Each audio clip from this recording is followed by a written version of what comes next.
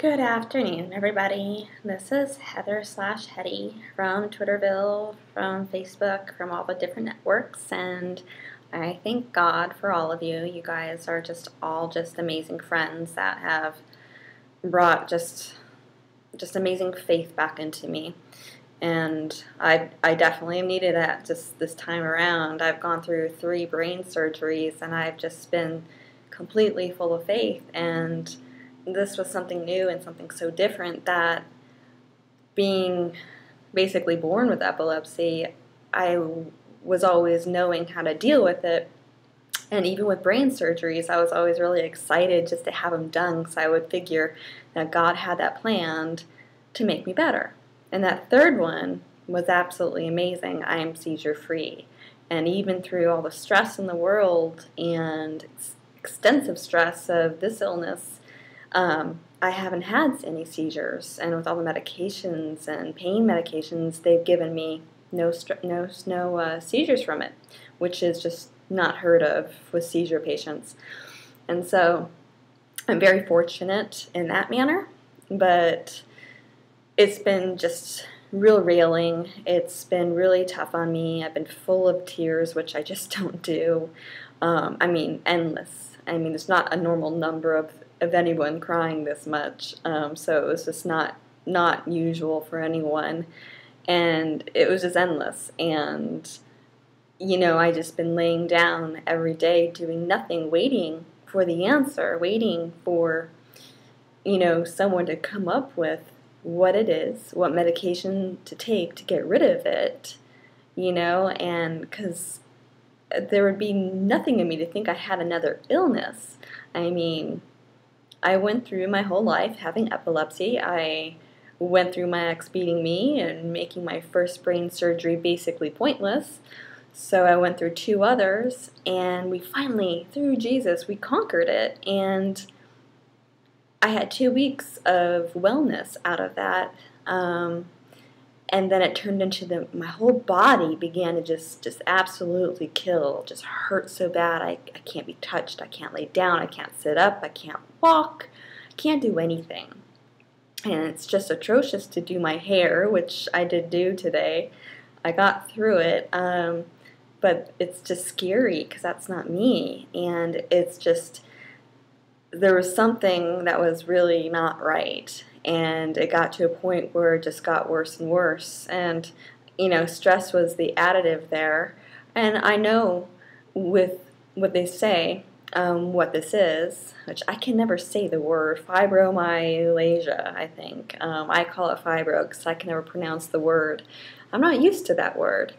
They ran every test here in Mayo. I called back in Philadelphia where we live now. I called my doctor, my neurologist, in so many tears saying, no one has me for an appointment anytime soon out here, and I need to figure this out. I'm a mom, I'm a wife, I'm a sister here, and I need to be able to help the new house that we have. I need to function and, be the mom around here that's with the child all the time and enjoying life and the new home. And I couldn't do that, it was so painful. I did my best, but it was atrocious. And so I was in tears to my neurologist out here at Mayo Hospital, and he said, fly out here, and they're going to set up appointments. And that's what they've done. I have 5 billion appointments, it feels like. And we've run every test, every test that you can imagine. And it just boils down to many years of trauma between my ex beating me and my 3 brain surgeries, which I never look at as trauma. I just pick my chin up and I keep walking, and it's just move forward, but it's trauma. And then, of course, a divorce and stuff in between. And just a lot of issues with that, but good in the end. And then the stress of, something that, I don't really talk about because it's too amazing. that has turned out to be absolute glory for God, and that is just all that matters to me. That happened right after or during my third brain surgery, and it just brings gleam to my happiness. So if any of that had to do with it, it's worth every ounce of pain. And then, I mean, of course, people point out the move too, which was afterwards to make it go on. But no matter what, with this whole fibro, it's something that goes on and on and on unless you pick it up and you move forward. My brain is the funky part, is that because my stress in the brain would deal with it differently. It would look around, snapping around up there, looking for how it normally dealt with stress that wasn't being taken care of normally. And how it dealt with that was seizures. But now it's like zipping around looking, okay, where's that place I normally go to deal with this hidden stress? Well, that third brain surgery I had done awake was done really well.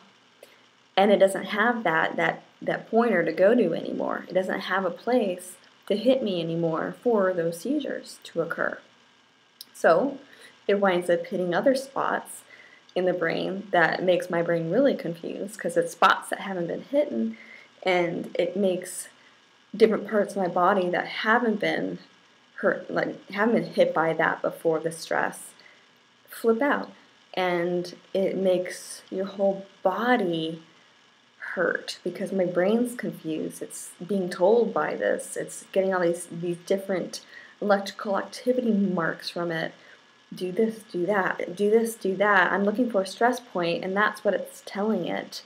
And it's just telling different parts of my body instead of getting its seizure it wanted to do this and that, and it's ultimating pain down my whole body. And you wish you could just find out how to take that out too and not open my head again, but you can't, and it's all in your hands. And it's got a couple medications to help, which I've noticed to help, and otherwise it's you've got to function, you've got to fight it, and you've got to get up and you've got to do small walks, you've got to go to the pools, you've got to make sure it's a warm pool, and you do those exercises to keep all this pain that's in every part of your body limited and down and further down. And then when it gets down, you don't give up, you don't stop, because it'll come back. Obviously, years of psychology, even me giving out my stress, it wasn't enough that I was giving out. I was also one who took in a lot of people's stress, because I love to be a person who helps. So it's kind of a give and take. But that's the pointer, is that it's the whole fibromyalgia thing that I have. And at least it's an answer. It's not the best answer, but it will get me at least on the road to somewhat a better way to fix it. I'm on my flight back to Philadelphia on Saturday. I have my last appointment today. And I just thank you all, and God bless you all, and thank you for always being there for me. You're all such blessings. God bless.